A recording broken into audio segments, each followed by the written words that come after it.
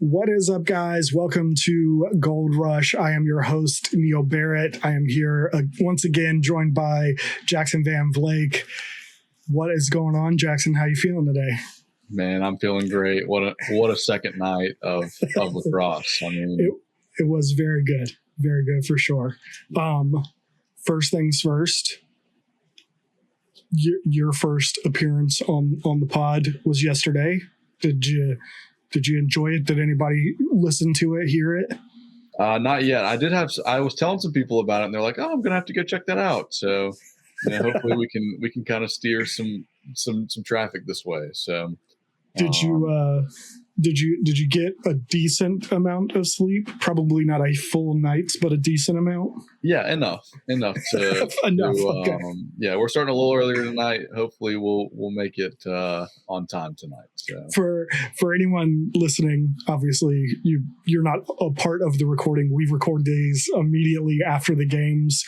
Take a few minutes to kind of gather our thoughts, but then go right into recording them. So it is currently 10:52 Eastern time. And last night, like Jackson said, we were even a little bit later than that. And then I had so much trouble getting the video and everything processed. My computer crashed like twice trying to do it. So I was up until about 3 a.m. last night, and ultimately I got the MP3 version up, so I was able to get it up onto Spotify by about 3 o'clock this morning. But the YouTube video didn't go.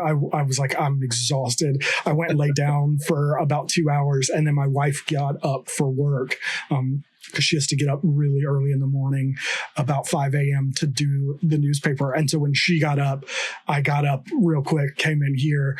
By then it had finally finished processing, and I was able to get it all uploaded, and then had to go back to bed. So I have been struggling a little bit. This right here, when you see me drinking, it is actually a pre-workout just to keep me awake long enough to get through. Yeah, I'm winding down. I'll be drinking a little bit of water here and there, and it'll be pretty quick after we wrap tonight. Yes, I would not suggest anyone go this route, but I thought, you know what, I want to get through this, and then hopefully I'll probably go and pass out. I am pretty much exhausted. So let's get into the games. First up, we had the Archers beating the Boston Cannons, the returning championship series champions, 29-21. What were you kind of thoughts overall about that game, from the start? Yeah, so I mean, obviously the Archers jumped out pretty early on them. I think it was 8-2 at one point, and then the first quarter ended maybe 10-9 or 9-8. I think it was 10-7, I think is what it was. Okay. But still, really intense first quarter. Obviously for Bo Pedersen to score that first goal. They announced a starting six or whatever, and I don't know if that was the six that trotted out there, but it was all defensive guys. It was all four, the three D-mids and Woodward, and then I think Ogden was the fifth one. Obviously the goalie Washuta, but kind of mucked around the face-off, and then Pedersen was kind of in the right place, right time, and that was just kind of the theme for the Archers. I mean, if you look at it, all of the defensive guys all of their field players had a point. Piper Bond had a hat trick. Mm-hmm. Bo Pedersen had 4 points on 2 and 2. Looks like Woodward had 1 and 1, and Marr had an assist. So, no, I'm sorry, Marr had a goal. So that was just the theme of the night, was the Archers' defense changed that game. And Coach Bates was very vocal about that. He said the defense is leading them.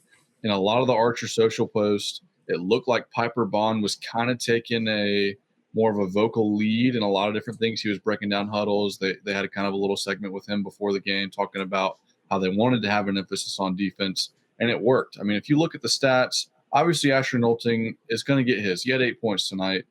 But the biggest thing for me, at least, Matt Campbell, 1 assist.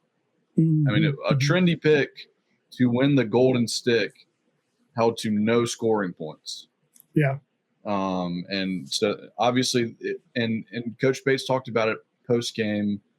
They kind of liked the addition of the extra timeouts per half because it allowed them to take their whole defense and put them on the field. Obviously the Cannons are getting their offense ready. Asher's out there, Marcus is out there, and so Pedersen's matching up with Asher. And then it looked like most of the night Woodward and Bond were kind of flip-flopping on Campbell and Holman. But they had a plan. And something that I saw interesting from them too was on a man down, they were still pressing out and almost leaving a guy open, hoping that Washuta could jump a pass to the free guy. And it seemed to work pretty well for him.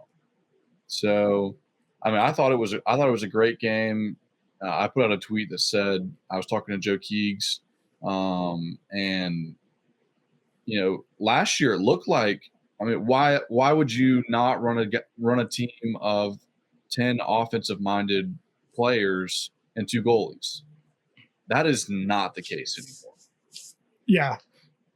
Yeah, no, I thought it was interesting because I saw that tweet and even kind of commented on it. I thought we had this battle for the soul of sixes back at the World Games in 2022 when Canada just obliterated us by just going kind of all in on the offensive end and just blew the U.S. out of the water. And the U.S. roster was comprised of a lot of kind of two-way guys, and I said that in response to your tweet, and Joe Keegan kind of pushed back a little bit on the idea that these were two-way guys, but in the aspect of thinking about it through sixes, I get a lot of these guys are defensive guys in field, but in the aspect of thinking of this as sixes, in my mind, they're two-way guys. If you're getting offensive production out of Connor Marr, out of Piper Bond, out of Bo Pedersen. Bo Pedersen had that one. The announcer thought it was Mac O'Keefe because he looked like Mac O'Keefe out there. Drove to the net and scored a goal, and it wasn't until after the goal went in and he had called him Mac O'Keefe several times that he realized, oh, that's not 7, that's 77. Well, that's Woodward. Pedersen is 89, so that may have. That was a different thing because I think that was a different play where, I mean, because the whole Archers team was comfortable staying down on the offensive end. Right. And I remember what you're talking about where they were on the right-hand side and Woodward is on the right wing there and trying to get out to the right. And it's a move that admittedly looks like what Mac O'Keefe does when he is trying to dodge. He kind of sticks that stick way out to the side. But that was Mason Woodward, right? So, right. Who's a pole? Yeah. But all that to say, if you're gonna get this level of offensive production out of defensive guys, I think they're two-way guys at that point. Well, I mean, Piper Bond was almost running like a point guard thing. He was bringing the ball down, regularly. Let's see it on the touches here.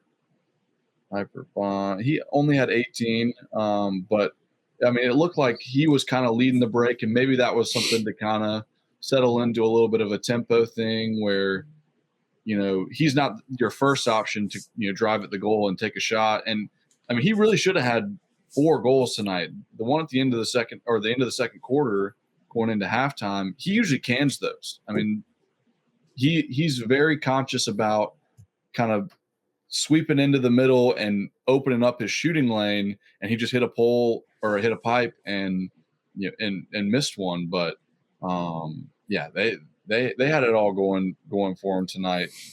I think the biggest thing that everybody else was pointing out was that the Cannons only made 2 2-pointers, and I think they said they only shot 5, which that's kind of been a hallmark of their game. Yeah. Yeah, for sure. With that whole roster, why wouldn't you? No, I know. Yeah, Holman had one and Asher had one. I don't know if I can get They took 6 is what they took. 6. Yeah. So yeah, no, it was part of that though. It feels like Washuta was seeing the ball well. He was making the saves. I don't know that he made. I don't know. We talked last night about Liam Intamin making the saves that you're supposed to make and then stealing a few. I don't know that he got to that, although I don't know that he was really asked to do that. Right. He was at about 42%. We talked yesterday again, kind of the sixes average is right about 40%. So slightly above average. He had a solid night. Conversely, Colin Kirst on the other end at 31%. Part of that I think was him getting peppered, him getting a bit hung out to dry. Right. The defense not doing a ton in front of him, and then some of it was probably just him not seeing the ball as well. Especially like you said, they jumped on him early. I'm pretty sure it was 7-1 and then 8-2 before Boston kind of was able to get something going later in that first quarter. But when it's 8 goals in the first kind of 5 minutes of the first quarter, like it's probably going to be a rough night for you. That's not something easily to move out of. So yeah, like you said, it felt like the Cannons were pulled out of their game a bit, and just kind of everything the Archers did was kind of turning to gold. Like even the bounces, and I think a lot of times we kind of overstate luck. I think a lot of times you make your own luck. You put yourselves in the right places where bounces go your way. Garbage goal. Goals around the crease and stuff come because you have guys in the right places, and the ball comes to them. The ball finds them, as we might say. So, a lot of that is the Archers, doing the things that they do, but also everything they did just kind of seemed to work. Yeah, and I think the game plan it looked like was to make Asher be a scorer as opposed to a feeder. And it looked like they definitely trusted Bo on that one-on-one matchup. They weren't super ready to slide to him, because once you slide to Asher, you're leaving somebody open, and with the guys that they have on that team, they're open for a 2-pointer, and they're going to shoot it pretty well. So, yeah, that was what the Water Dogs did to the Cannons last year. Was just leave Asher alone. Don't slide. Don't help. If he scores 8 goals, he scores 8 goals. But he's so much more dangerous when he can score goals and get other people involved, that just making him that one-dimensional scorer seems to be the thing. Obviously, it didn't work for the Water Dogs in the championship game. It is still a roll of the dice because Asher Nolting is still Asher Nolting. Yeah. But it does seem to be the most successful tactic, and when you can pull it off, it does. It derails. The Water Dogs played twice. Both games they did not make any effort to slide to help on Asher's matchup, and it worked very well in the round robin play game. It did not work as well in the championship, which is why the Cannons won. So worked really well round robin play today. If there's another matchup later, we'll see what happens. I'm not going to suggest that this game is reflective of where these two teams necessarily sit. But like I said yesterday, you can only play the team that's in front of you, and today they played them very well. And the little slit pick action with Mac O'Keefe was working all day.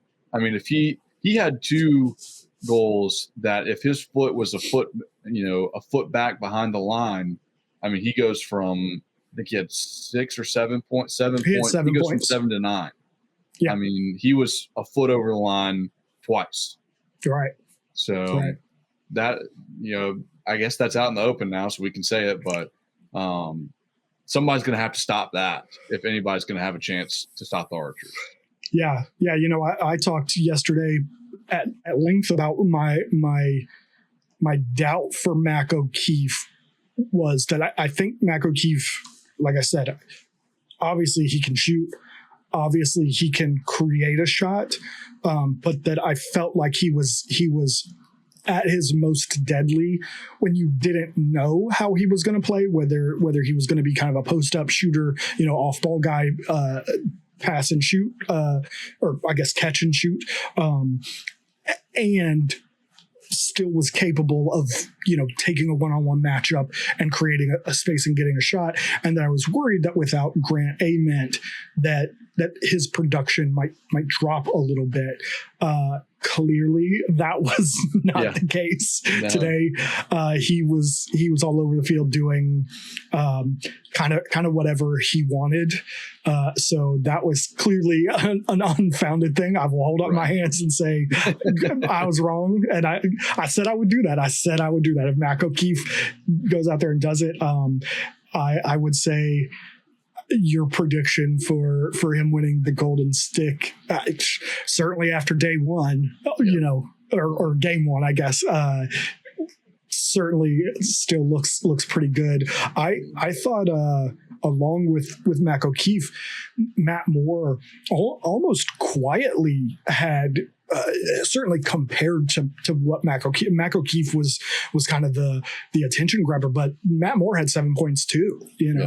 Well, he's playing the game that we've always thought he could play in sixes. Yes, the last 2 years, and I love Matt. I've got a crazy jersey mount of Matt. I've talked to Matt several times in person. He's wonderful. He has not played like we thought he could be. He has not played up to his potential the last 2 years in sixes. And if he keeps playing like this, the Archers are going to be a very dangerous team because, the 1-2 2-pointer that he shot, I can't remember if maybe it was in the third quarter. It was just casual. It looked like he went to the Mac O'Keefe school of shooting. And it was crazy. It went right over Kerr's head. I don't know. Can you put spin on a lacrosse ball? Because he was, almost like a check swing on a curveball. Mm-hmm. It was unreal how smooth and well placed that shot was. Yeah. I wrote to your point. I think coming in, he was a little bit under the radar because he has not performed up to maybe what we thought he would do in sixes in the previous years. So I don't know that he was drawing a lot of kind of headline attention coming into it. But I wrote Matt Moore is who we thought he should be. I talked yesterday about how I think Miles Jones's game is built for sixes. And I think Matt Moore is another one of those guys that his game is built for sixes. And tonight he really showed that. I thought he was doing so much. And the other thing about Matt Moore is we talked about the idea of a two-way player. And I'm not saying that Matt Moore is a two-way player, but on a sixes field, when he gets stuck on defense, you're not worried about that. I think in a lot of ways, Miles Jones is a bit of a defensive liability. Sure. When he's on that defensive end, you're kind of like, crap. He just can't hang that defense. You don't think that about Matt Moore. He can put together enough on the defensive end. Yes, exactly. He may not cause the turnover. He may not do anything, but he's going to do enough that you're not worried about him getting stuck down there. So I, again, a little bit more quietly, I think, than Mac O'Keefe, but certainly did everything well and at a high level and proved that he should, that his game is built for this. And again, it's one game. We'll see what happens over the next couple of weeks, but that's right. Next week, I guess. But. Yeah. I'm interested to see. So obviously this year the teams were allowed to bring 13 guys on the roster. We're dressing 12. So obviously Dirk Trainer with the Cannons has some sort of lower body injury. He would have been obviously a difference maker. He shoots the two well. He runs in transition.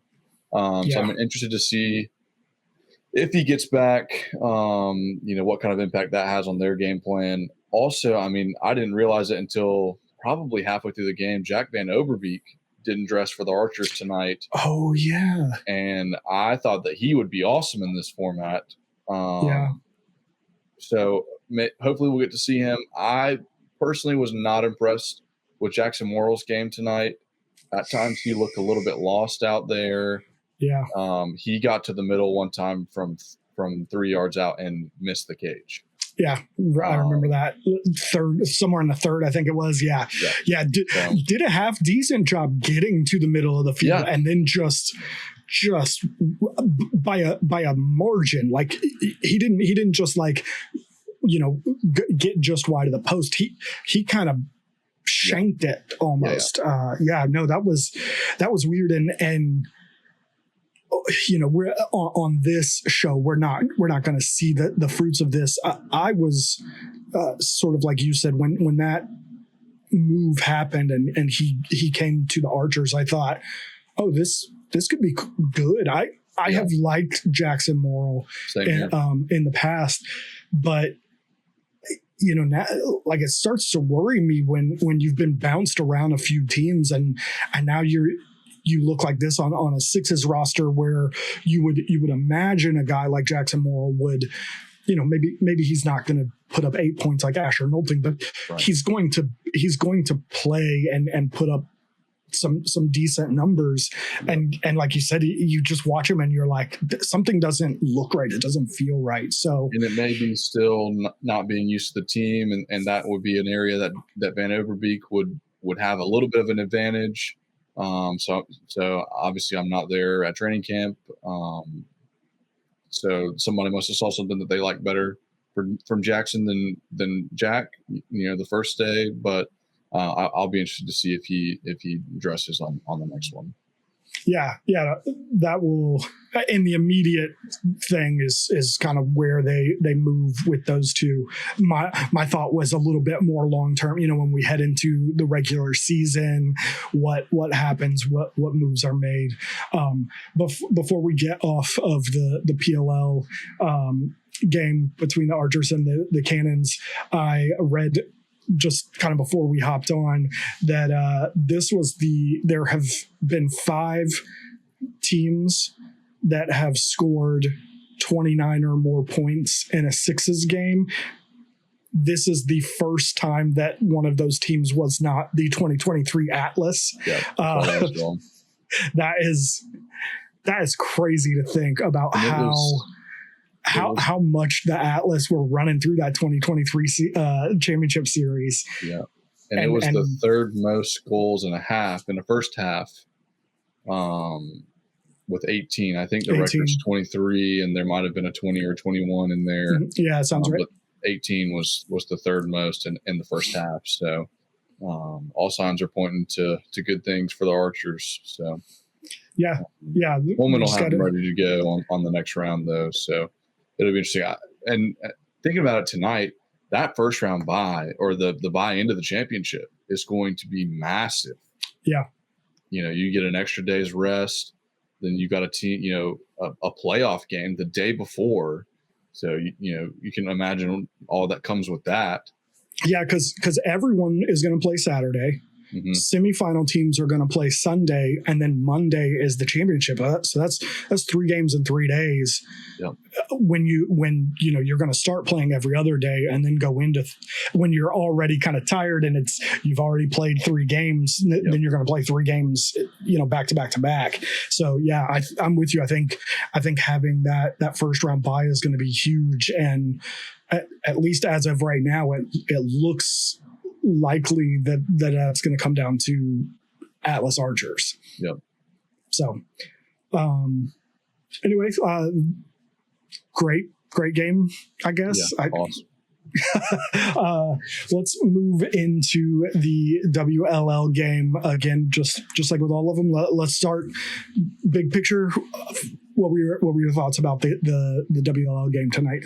It seemed very similar to the game last night, where not that it was slow or anything before, but man, the fourth quarter and really the back half of the fourth quarter, I mean, it was just up and down.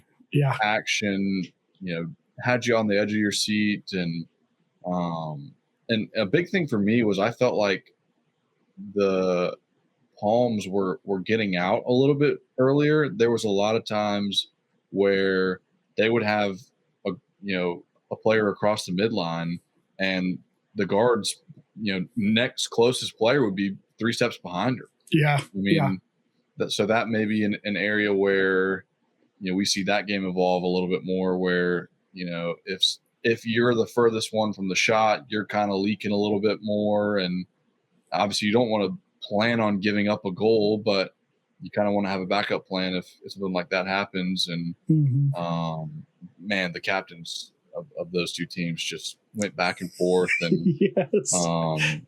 And it sounded like on that last play for Mascheroni, I mean, it was just it didn't sound like they wanted her to take the shot, and she just saw a lane and drove and took it. I mean, it was just kind of put the team on your back and go. Yeah. So it was awesome. I tweeted that Allie looked like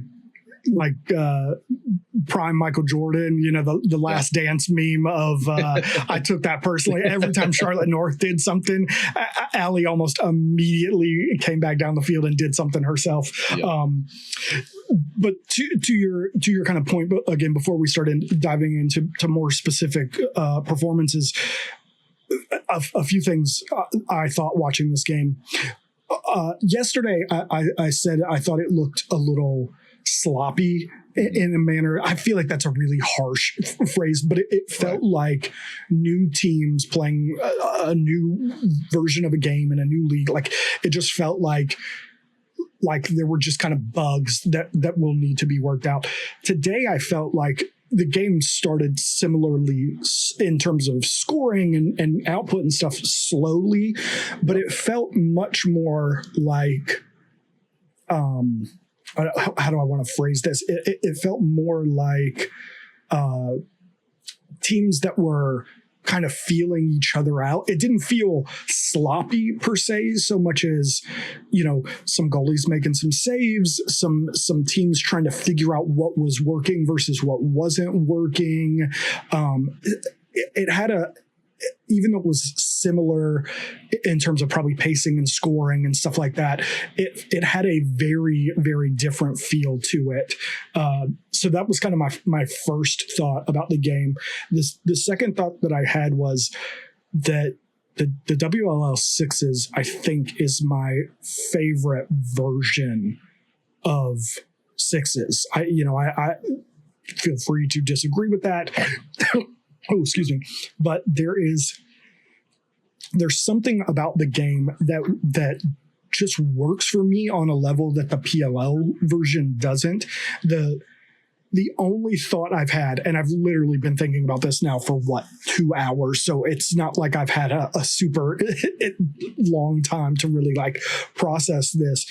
The only thing that I could think of kind of in the immediate aftermath of this thought was that maybe it's because they're not missing an element of their game, if that makes sense. Like the fact that we talked about the Archers and how many of their guys are defensive players, and I guess it's not exactly fair because a lot of them are short stick defensive midfielders, but there's no pole that's missing from the women's game. There's no, all of these girls, can play defense. They can, I think that's an element that feels like it's missing a lot to me in the PLL game is just playing defense. And hopefully as the game grows and maybe becomes a little bit more of a specialty, you'll get more of that kind of like an NBA all-star game. Nobody's playing defense a whole lot, but when you get into the regular season and this thing develops and stuff, guys come up with schemes and, all kinds of stuff like that. So maybe it's just that, but yeah, watching it, I just love watching the WLL's version of 6s. It feels like the best version of 6s because it's a little bit faster than the international rules. It's definitely got a higher talent level than the international level, with apologies to a lot of international countries. Hopefully that's not too big of a thing to say, but so yeah, with all of that, excuse me, and then the fact that these teams are, not, like I said, not missing anything. I don't know if that's the reason, but that's the closest thing that I could come up with. Sure. And to me, it feels like, since it's a little bit lower scoring, it feels like the goals matter a little bit more. Yes, absolutely. Some people's complaint about basketball is, okay, well, you could just start by giving each team 100 points and, all right, here's 5 minutes, go. Right. This feels a little bit more tactical, and obviously we talked about it last night, and I saw it again tonight. It's line changes, so you've got an offense and a defense, and you may have some kind of leaks over, but for the large majority of it, you're running 3, 4, sometimes all 5 girls off at one time and kind of replacing. So it feels a little bit more. For some reason, the defense seems to work a little bit better.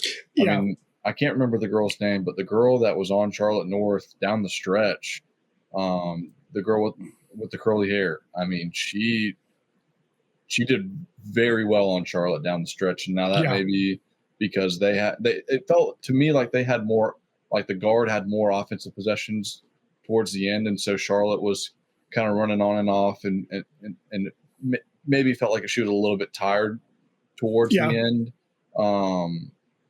But I mean, the defense works for them. I mean, and in the beginning of the game, we got some more of those walling penalties, which did learn what that is now. You cannot be in the shooting space if you are not if you're not the on-ball defender and you're not within a stick of whoever your guard. So that is a walling penalty. Learned that tonight. Thank you, WLL, for explaining that.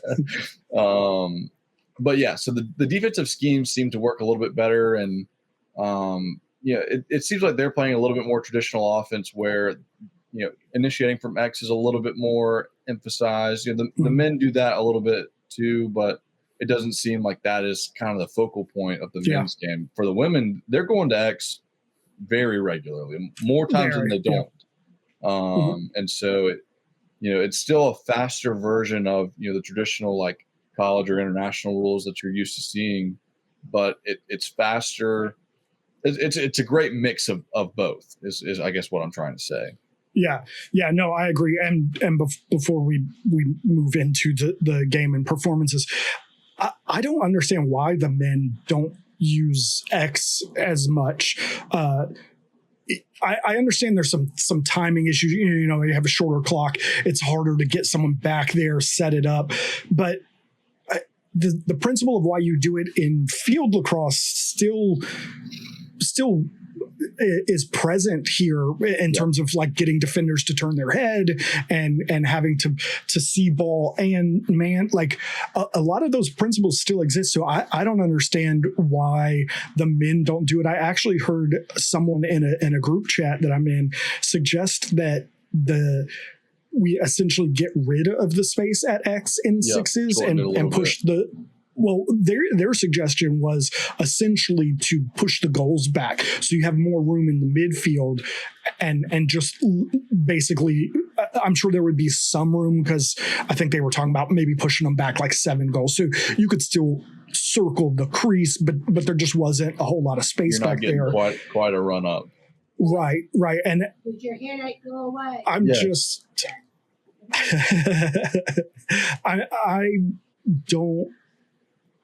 I don't agree with that one. I don't think you need more midfield space in this version. And then 2, I don't think you need to get rid of the X space, but I did understand at least the idea of like, the men aren't using it, but I also noticed how frequently the women were going back to X and utilizing that space and trying to get people to turn. And again, it kind of all goes back into, I think part of the reason why I have enjoyed the WLL version of the sixes so much is because, like you said, there seems to be more kind of tactical game planning, thought processes. You talked about the Palms.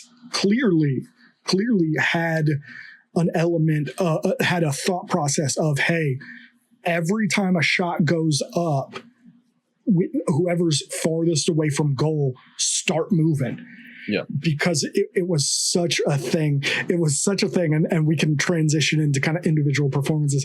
It was such a thing that Taylor Moreno for the Palms was the fourth leading scorer on the Palms with 3 assists because she was just making saves, launching it. And my goodness, she was hitting them in stride every single time down the field. I could not believe I compared her to a prime Aaron Rodgers, just launching it, hitting them right in stride, and it leading to scoring opportunities, not necessarily a goal every single time, although frequent enough. So, you know, I think that there at least feels like there's a lot more visible tactical preparation, thought processes. Again, I don't want to disparage the PLL and the coaching. I know there's coaching happening. I know there's game planning, but there definitely feels to be more of that at the WLL, and that works for me. Yep. So yeah, the big names here obviously were Ali Masharani with 6 points on 6 goals, and obviously everyone is tuning in to see Charlotte North. She finished the game with 5 points on 5 goals. Like I said, Ali Masharani seemed to be thinking every time Charlotte North does something, I have to match her. Yeah, she was incredible. She had that one that was nearly a 2-pointer. She just ripped that thing, and I was like, whew, which I don't know if you saw this. Learn tonight, there is no 2-point shot in the WLL. I think I saw your tweet about it. I funnily enough, I was talking to the beat writer for the Palms and mentioned, like, oh, I can't wait to see. I think I said something along the lines of, like, I need Ali to take that half a step back so that's a 2, because I want to see that. And they didn't say anything. They commented and, were like, oh, that'd be, cool. And then it was actually Tari, Lax Girl Tari, who tweeted, like, literally while I was having that conversation separately, independent of that there is no 2-pointer in the WLL. And I was like, wait, what, is that for real? And I went and looked, and sure enough, like, even on the diagrams of sixes that the WLL is posting, there's no 2-point line. And she told me that she had asked when they posted those graphics and there was no 2-point line. She asked, and I was like, that doesn't make any sense. And she said, and I'm sure this is the thought process, that it is based on player safety. Sure. Which I think we can all understand. They don't wear the equipment that the men do. There is a higher priority for player safety for these ladies.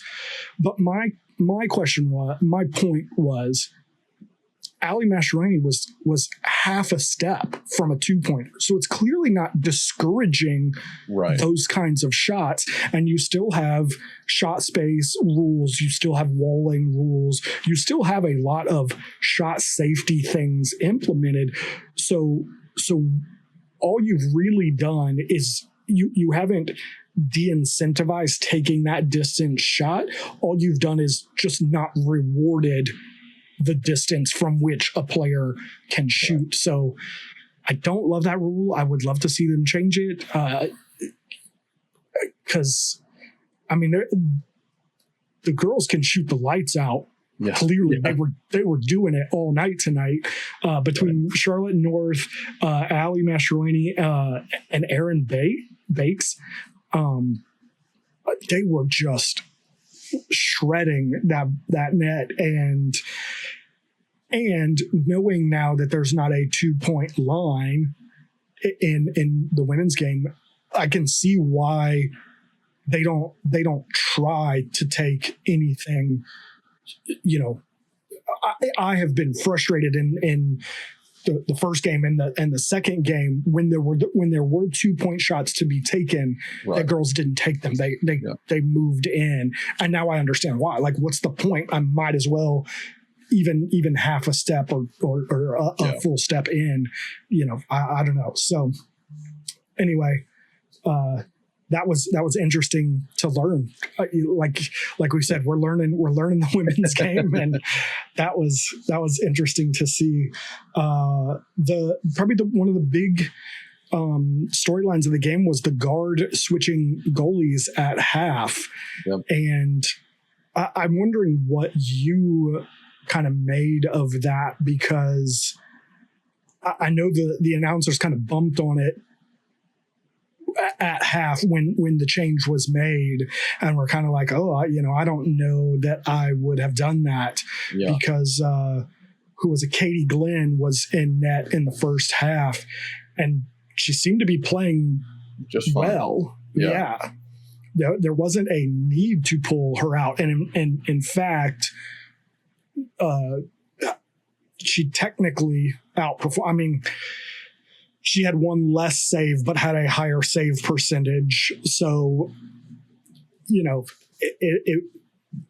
there was no need to pull her out. So I'm wondering what you made of that decision.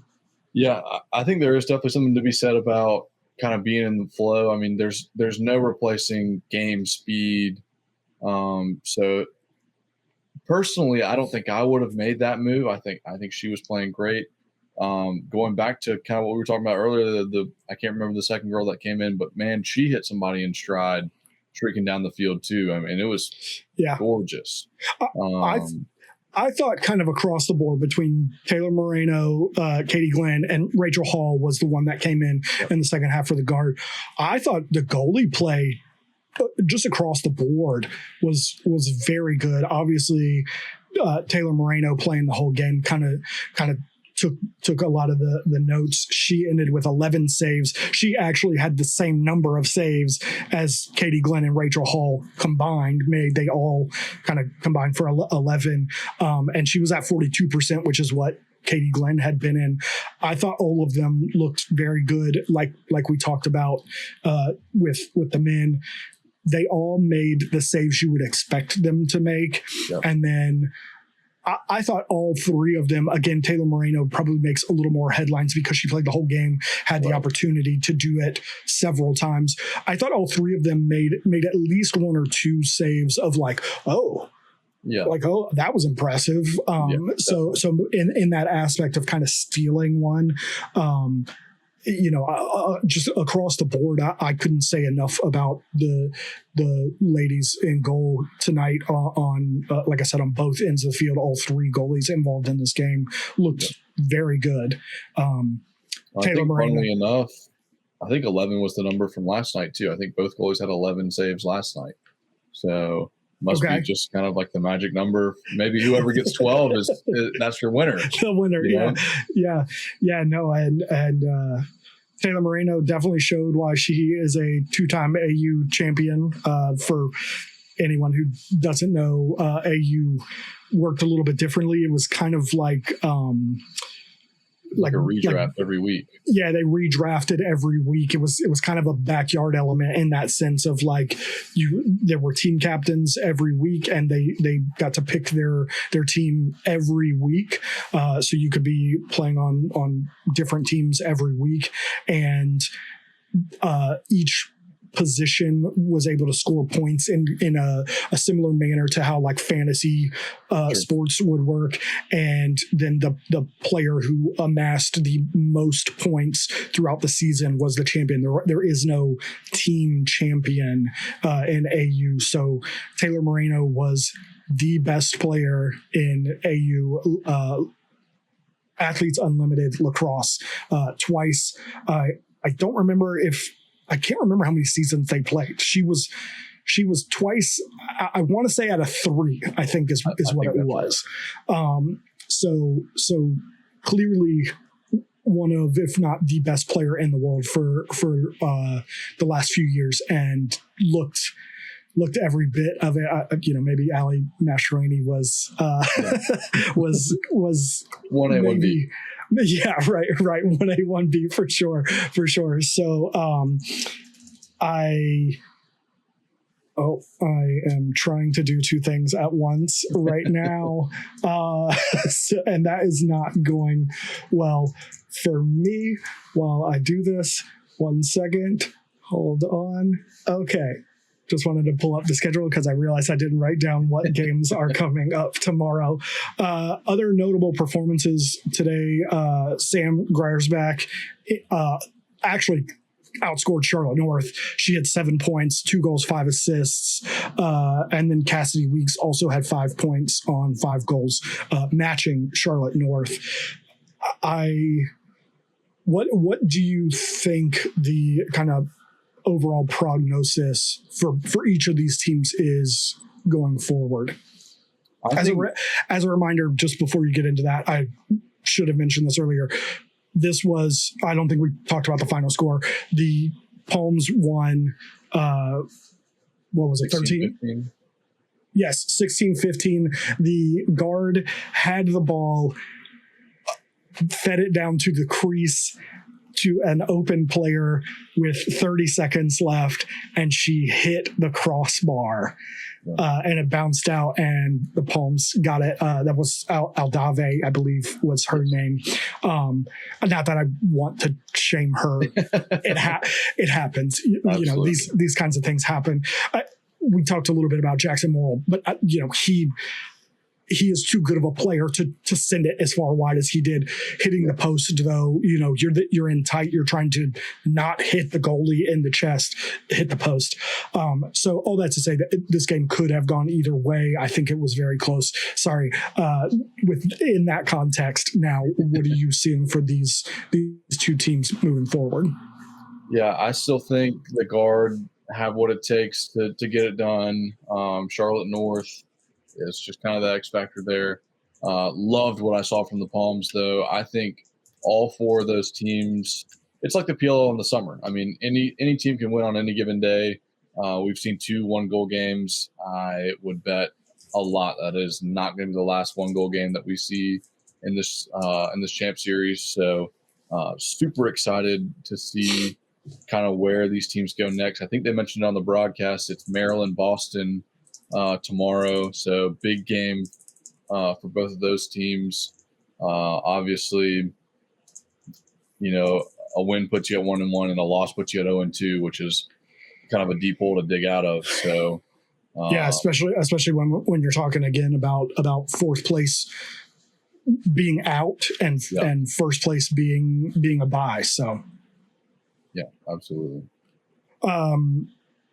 Yeah, I think based on what we've seen, again, kind of going back into the idea of the WLL being my favorite version of sixes, I'd say 1 game in, all 4 teams have played.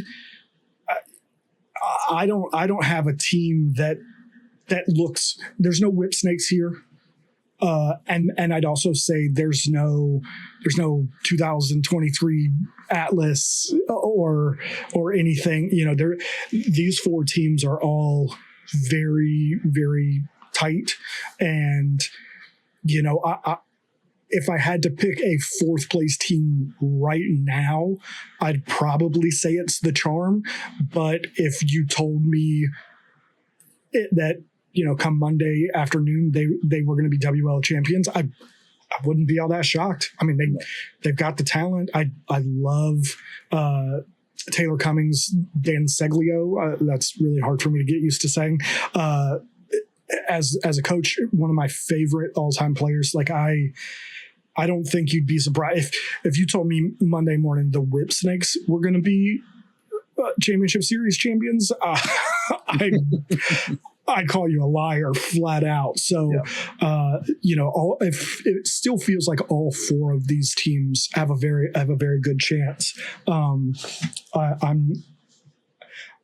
I don't feel like my pick of the guard necessarily needs to change at this point.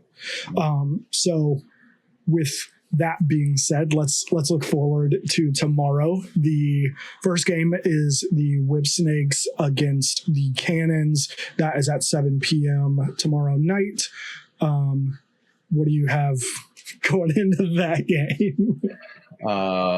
Let's just say Vegas is going to have a hard time setting the line on that game. I can see. I mean, I feel like, I think we had a 3.5 point spread this past summer. Maybe I know we definitely had one 2 summers ago. I remember it was Archers Chrome, and the Archers covered the 3.5. I mean, I think Coach Holman is going to have those boys ready to go tomorrow. And I don't know what Jim Stagnita can say to that team to make them competitive. I mean, they definitely don't have the defensive talent that the Archers had to. I mean, they're going to play the same game plan where they're going to press the 2, but they don't have a guy that can go one-on-one with Asher. Unless you want to put Colin Heacock back there and you've gotten him, some footwork or something kind of thing in the last day or so that is going to let him. Shots fired. Yeah, I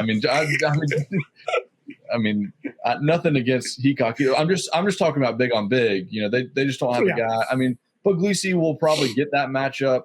I think Asher is going to get his again. And I think it's probably going to be more as a feeder tomorrow. So if I had to put a score projection on it, I'm going to go 25 to 19 Cannons. I like the score prediction wrinkle. That's a nice one. I'm gonna suggest that we keep doing that throughout the rest of the week, because that can be kind of. I don't think anybody thinks the Whip Snakes are likely to have much of a shot in this game. So in that aspect, maybe the score prediction is a little bit more fun kind of thing. The one caveat I might give the Whip Snakes is they had a day of rest, a day of preparation for the Cannons. I don't know if they practiced or not, but I'm quite sure that they were doing film study and stuff at the least. They were preparing. They also, I'm sure, watched the Cannons play today. The Cannons aren't going to have a ton of time to get ready for the Whips. They're going to be a little bit more sore and tired. So I might be willing to suggest that it will be slightly closer than it otherwise might have been. Although I would say that your 25 to 19 prediction feels right. Like you said, I don't think they don't have anyone that could match up with Asher. And even if they did, they don't have anyone that can match up with Asher and then also stop Marcus Holman, stop Matt Campbell in the way that the Archers did. I would expect to see a much better performance out of Colin Kirst tomorrow. So yeah, like I said, I don't think many people at all will have any kind of hope for the Whip Snakes. I'd venture to guess that even Whip Snakes fans are not, going to have much hope for the Whip Snakes, probably for the rest of this tournament. You've seen all 3 other teams now. The Whip Snakes just aren't on that level. Yep. So yeah, I like you said, I think 25 to 19 feels good. That was kind of my initial thought since you got it out first. I'll say 27 to 21. So the same margin, but just slightly higher. Although saying that out loud now, I'm like, man, the Whipsnake's getting to 21 points. Yeah, I mean that's saying Brad Smith's going to score probably 7 or 8, and then Rambo gets 2 or 3 again, and then TJ I guess has a better game and puts a couple more in the back of the net, but I'm not sure where those other ones are coming from. Yeah, no, you're right. Oh, Conrad, Conrad for sure. Okay, yeah, Conrad. Still, 21 feels like a lot for them. They scored 22 against the Archers in a scrimmage. But yeah, then like you said, it sounds a lot. Okay. I'm gonna amend. Fine, I'm locking this in. We'll say 26 to 17. So a slightly bigger margin. Sure. 17 just feels like a good kind of prediction for what the Whips can score. Again, I like 25 to 19. That feels like dead on to me. Trying to be slightly different. I'll say I will lock it in at what did I say? 26, 17? 17, yeah. Okay, so I'll lock it in at that. In fact, I'm going to write it down real quick just so that I don't forget for tomorrow. And you said 25 to 19, and we can look at that tomorrow and see where we were. Moving on, the last game of the evening tomorrow is once again going to be the WLL game. Why can't I say that? Why is that so tricky? Yeah, WLL. You know what also it is? My wife and I are into wrestling, and so I say WWE a lot, and I think my brain wants to say WWL or something. So, but the 9:00 game tomorrow is the Maryland Charm against the Boston Guard. How are you seeing that game playing out? I'm seeing that one as a little bit more of a shootout. I'm seeing it within 1 or 2. If I have to put a score prediction on it, I'm going to go. Let's go 18-16 Guard. Okay.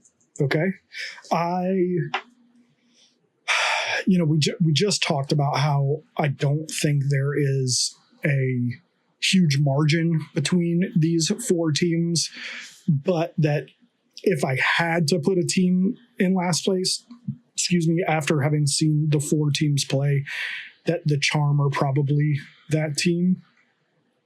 I'm not going to be super surprised to see the Charm win tomorrow. Sure. But right now, it feels like the Guard should have this game. Like you said, I imagine it's probably a fairly close game. I think once again, I think 18-16 feels really, really good in terms of where this game will likely end up. And with the Guard, again, the one caveat here is the Charm have an extra day of rest. They have a day to prepare.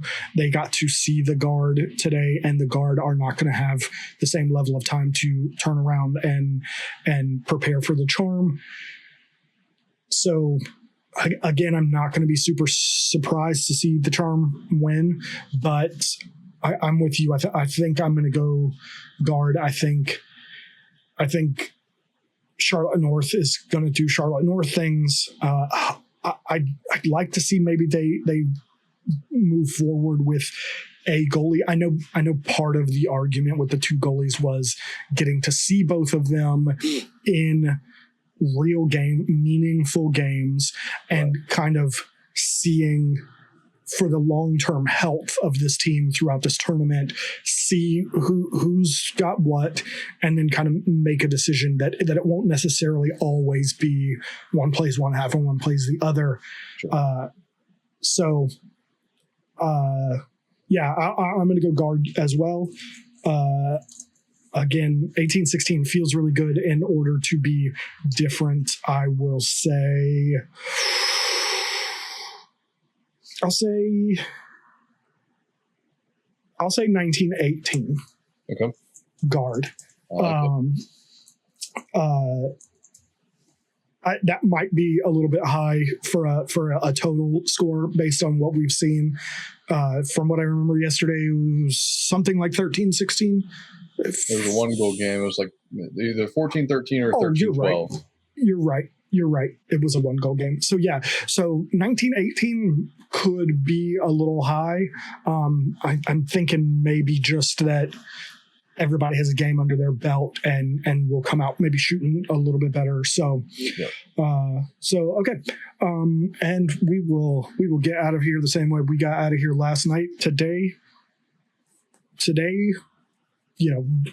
I guess it is still currently February 12th, but February 13th ish today. Who is your champion and golden stick winner for the PLL and WLL? Yeah, I think I'm staying on the PLL. I was really encouraged by what I saw from Mac O'Keefe tonight. I think that the Archers, to me, from what I've seen, are maybe not head and shoulders, but ahead of everybody else defensively. Now, We'll see what happens on the offensive end. Can they keep that pace up? But I do still like Mac O'Keefe. He's going to hit another. Like I said, if he had, is a foot back on 2 of those shots, he has 9 points instead of 7. So hopefully he'll dial that in over the. I guess they have a day off tomorrow, so kind of get that feeling back, and then I like their odds, and then golly, I'm going to stay on the guard too. I think. Oh, no, I'm sorry. I'm going to go with Charlotte North still winning the Golden Stick and losing to the Charging. So I don't know. I guess both of them have got some work to do now. That they're both going to have to win, pretty big. They both have 1 loss now. So it'll be interesting to see down the stretch.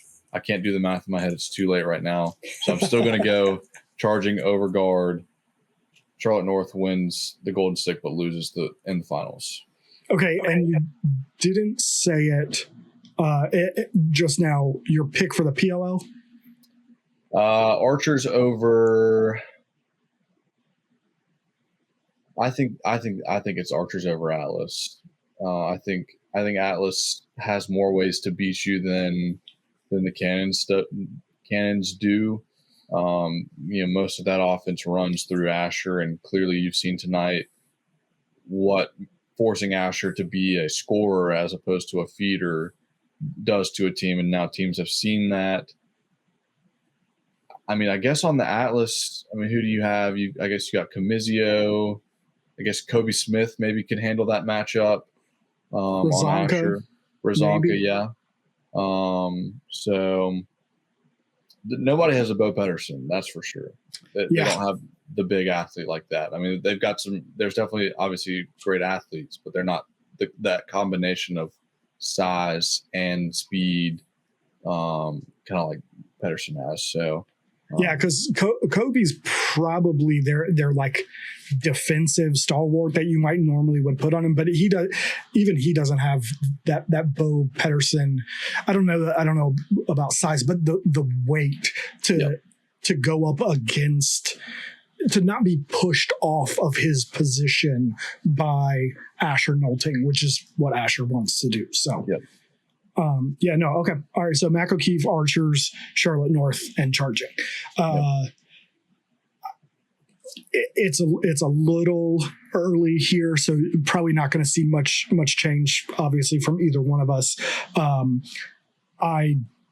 going to stick currently with Marcus Holman. I know he's a little bit behind, but next game we start shutting down Asher Nolting, or no, not shutting him down. Stop. Like we have said, the plan is make Asher Nolting a scorer. He starts becoming a feeder, and that could easily go the other way with Marcus racking up goals. So there's nothing yet. Tomorrow could be, it's the whip snake, so maybe it won't change too much tomorrow. Right. But tomorrow could show something that maybe changes that. So I'm going to currently stick with Marcus Holman as the Golden Stick winner. I honestly don't remember what I said. I think I said Cannons yesterday. I think Cannons as well. I am not going to change yet, but after today, I'm swaying pretty heavily towards that Archers roster. Again, I think it's a little early to change just yet. Everybody's played one game, but everyone's only played one game. So tomorrow and again the day after that, when once everyone's played two games, and we can see that the Archers wasn't just one game again. They just matched up well against the Cannons, and that is who they actually are. It's probably going to switch to the Archers. Again, I'm not going to change. I went Charlotte North and guard. I think I went double for both the WLL and PLL. Again, I haven't seen enough to change my mind.